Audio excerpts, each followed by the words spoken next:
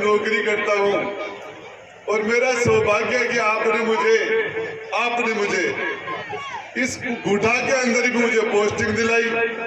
तो मेरे कहने से आप एक काम और कर दो कि ये हमारी ढाणी के लोग भी थे, आसपास के लोग भी थे, सबने कहा कि उकमपरा से ये खेतड़ू की ढाणी रोड डायरेक्ट जुड़ जाए, जिससे कि गुठा के चारों तरफ जो रिंग रोड का जो 80% काम हो गया, 20% बचा हुआ वो भी पूरा हो जाए। तो मुझे आपको बताते हुए खुशी हो रही है कि वो आपकी रोड दे दी गई है और भाग्यशाली है। सत्यप्रकाश जी, आपका तकदीर नहीं था कि आप गांव के सरपंच बन जाए, आपके भाणेज IAS पैदा हुआ, ये इस बच्ची का तकदीर था, इसका भाग्य था। जो भाई दीपक की माँ है और उसको सम्मान तो स्टेज पर उसका होना चाहिए था, और उसको भी यदि यहाँ की बेटियां भाग्यशाली है और इसके यहाँ के बेटे भी भाग्यशाली है जिसके हाथ से एक सुंदर काम हुआ। देखिए, बाबा साहब डॉक्टर भीमराव अंबेडकर एक किसी जाति एक वर्ग के नहीं थे। उन्होंने जो संविधान लिखा, बहुत बड़े मन के आदमी थे, बहुत बड़े दिल के आदमी थे, बहुत बड़ी सोच थी। आज से 132 साल पहले, मात्र 132 साल पहले एक बच्चा हिंदुस्तान की धरती पर पैदा हुआ। ये देश उस टाइम में गुलाम था और लोगों को पढ़ने का अधिकार नहीं था। क्षत्रिय समाज को भी पढ़ने का अधिकार नहीं था। पढ़ना और पढ़ाना सिर्फ एक ही वर्ग, सिर्फ ब्राह्मण के पास था। क्षत्रिय को भी शिक्षा सिर्फ लड़ने मरने और शस्त्र चलाने की शिक्षा थी। और उस टाइम में एक बच्चा पैदा हुआ 132 साल पहले, और इस पावन मौके के ऊपर महाराष्ट्र की धरती पर उस प्रतिभा को पहचान के और एक वहां के राजा बड़ौदा के महाराज गायकवाड़ ने उस बच्चे को विदेश में शिक्षा दिलाई, अमेरिका में पढ़ाया, इंग्लैंड में पढ़ाया। आज मैं राजस्थान सरकार में दूसरी बार मंत्री हूँ। मैं मेरे बेटे को विदेश नहीं पढ़ा रहा, किसी गरीब के बच्चे को हिंदुस्तान में तो अधिकार नहीं था पढ़ने का, उस बच्चे को वहां पढ़ने के लिए भेजा। और उस बच्चे में प्रतिभा थी और बहुत बड़े बन गया। यदि बाबा साहब का मन बड़ा नहीं होता तो देश का तीसरा विभाजन हो जाता, हिंदुस्तान का तीसरा विभाजन निश्चित हो जाता। पुन्ना पैक्ट के बाद में जिस तरीके से उन्होंने तर्क रखे थे, उसके बाद अंग्रेज तो लगभग तैयार हो गए थे एक अलग देश और बनाने के लिए। लेकिन बाबा साहब के सामने महात्मा गांधी ने अनशन किया कि आप अपनी मांग को छोड़ो, इस मांग को वापिस लो। और महात्मा गांधी के उस अनशन की वजह से उन्होंने अपनी मांग वापस ली और एक अखंड भारत जो आज बना, इसमें यदि एक सरदार पटेल के साथ एक व्यक्ति का, सबसे बड़ा किसी का यदि सहयोग है तो डॉक्टर भीमराव अंबेडकर का है। मैं खेतड़ी के राजा, खेतड़ी के महाराजा सरदार सिंह उस कमेटी में उनके साथ काम किया। इसलिए हमारे जिले का, हमारे झुंझुनू जिले का बाबा साहब के साथ अलग से रिश्ता था, क्योंकि संविधान कमेटी का एक सदस्य हमारे झुंझुनू से खेतड़ी के राजा थे, जिन्होंने 11 महीने और 2 वर्ष 11 महीने और 18 दिन तक उनके साथ काम किया। इसके साथ साथ मैं बताना चाह रहा हूं, बाबा साहब को जीते जी सम्मान नहीं मिला। सच बात है कि दुनिया के 1 नंबर के अर्थशास्त्री थे वो।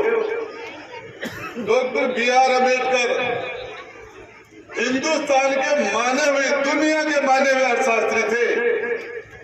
यदि उनकी प्रतिभा का, जिस तरीके संविधान निर्माण में उनका सहयोग लिया, वैसे उनको पहला हिंदुस्तान का फाइनेंस मिनिस्टर बनाया जाता तो हिंदुस्तान की इकोनॉमी के वो 4 साल लगा सकते थे और इस देश के अंदर तो गरीबी या गरीब के लिए उसका तकदीर बदलने का काम कर सकते थे।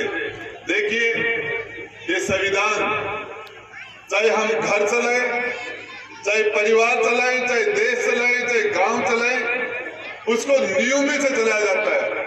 बाबा साहब ने तो नियम बनाए, उस टाइम में सब तो गरीबी या गरीब के लिए उसका तकदीर बदलने का काम कर सकते थे। देखिए, ये संविधान, चाहे हम घर चलाएं, चाहे परिवार चलाएं, चाहे देश चलाएं, चाहे गांव चलाएं, उसको नियमों से चलाया जाता है। बाबा साहब ने तो नियम बनाए, उस टाइम में सबसे एक मांग उठी थी कि महिलाओं को वोट का अधिकार देने की जरूरत नहीं है। एक वर्ग में बहुत बड़ी डिबेट हुई थी, बहस हुई थी, और वो बहस ये थी कि महिलाओं को वोट के अधिकार की जरूरत ही नहीं है। पुरुष जहां कहते हैं वहां ही महिला वोट डालेगी, लेकिन बाबा साहब इसके लिए अड़ गए थे। बाबा साहब ने कहा कि ये महिलाएं, आज तो पुरुष तो कह रहे वहां वोट डालेगी, लेकिन धीरे धीरे इनके अंदर, खुद के अंदर ये समझ आ जाएगी, ये अपने विवेक से फैसला करेंगी, ये चुनाव भी लड़ेंगी, ये वोट भी अपने वोट डालने का फैसला खुद करेंगी। ये फैसला बहुत बड़ी बात थी और वही रिजल्ट है कि आज यदि बाबा उस दिन हमारी माता और बहनों को वोट का अधिकार नहीं मिलता तो ये सेकंड दर्जे की नागरिक हो सकती थी। मैं बताना चाह रहा हूं, डॉक्टर B.R. अम्बेडकर का एहसान सबसे ज्यादा यदि डॉक्टर भीमराव अम्बेडकर ने किसी को दिया है तो महिलाओं को दिया है। महिलाएं तो घर से बाहर नहीं निकलती थी, महिलाओं को घर से बाहर निकलने का अधिकार, सम्मानता का अधिकार, बोलने का अधिकार, सारे अधिकार जो मिले, चाहे ब्राह्मण समाज की महिला हो, चाहे क्षत्रिय समाज की महिला हो, हमारी महिलाएं भी पर्दे में रहती थी, घर से बाहर ही नहीं निकल सकती थी। ये सारे राइट डॉक्टर भीमराव अम्बेडकर ने दिए थे। मैं बताना चाह रहा हूं, किसी महापुरुष को एक जाति के सीमित दायरे में, और बाबा साहब जैसा व्यक्ति पूरा का पूरा संविधान उन्होंने हाथ से लिखा था, हाथ से, और संविधान के अंदर जो भी प्रतिचित्र हैं वो सारे हमारे राजस्थान के करपाल सिंह शेखावत के डाले हुए हैं। चित्र सारे के सारे करपाल सिंह शेखावत के हैं। तो इसलिए हमारा राजस्थान का संबंध बाबा साहब के साथ विशेष था।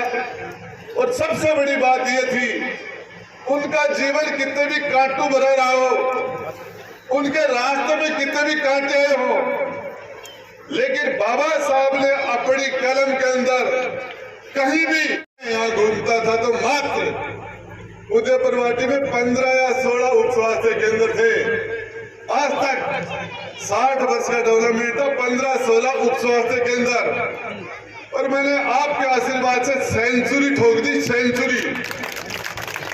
हेल्थ के अंदर यदि कोई बात करे, इस उदयपुर वाटी के अंदर स्वास्थ्य की बात करे, 80% काम हेल्थ में, 80% काम आपके भाई राजेंद्र गुड्डा ने, वो सारी की सारी ताकत मुझे आपको ने दी। आपकी दी हुई ताकत से आज कम से कम 25 से 30 लाख रुपए का अम्बेडकर भवन बन के बड़ा गांव में तैयार हो गया। लोग वहां बैठते हैं, ये राम निवास जी बैठे, सत्यप्रकाश जी बैठे, ओम नारायण जी बैठे, जब बैठते कि अब मजा आ जाता, हमारा रिश्तेदार आता है, चाहे हम घर नहीं बैठा के हमारे गेस्ट हाउस टाइप बन गया।